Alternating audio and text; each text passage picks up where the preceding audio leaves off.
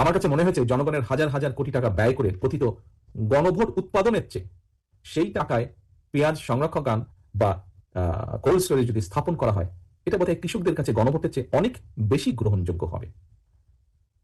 তবে সবচেয়ে কষ্ট বা আনফর্চুনেট ব্যাপার হচ্ছে, পেঁয়াজ কৃষক বলুন বা অন্য যেই কৃষকের কথাই বলুন না কেন, তাদের কথাগুলো যেরকম তাদের বলার জায়গা নেই, এই মুহূর্তে তাদের হয়ে কথাগুলো তুলে ধরারও বোধহয় কোনো জায়গা নেই।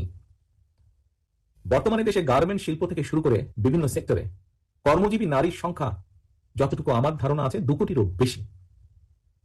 এত অধিক সংখ্যক নারী যদি 8 ঘন্টার পরিবর্তে 5 ঘন্টা কাজ করতে বাধ্য হয়, তাহলে তাদের বাকি কর্মঘণ্টার টাকাটা কে দিবে? এটি একটি বিরাট প্রশ্ন। নারীর কর্মঘণ্টা কমানোর কথা বলে চাকরিদাতাদেরকে কি কৌশলে নারীদেরকে চাকরি না দেওয়ার জন্য কি উৎসাহিত করা হচ্ছে না?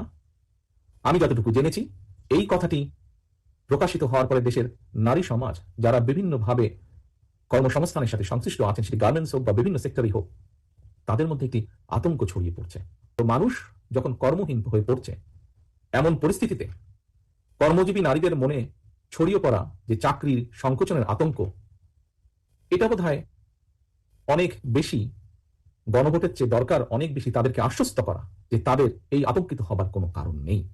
তাদের কাছে এই আতঙ্কটি বোধহয় গণভোটের চেয়ে অনেক বেশি গুরুত্বপূর্ণ মনে হয়।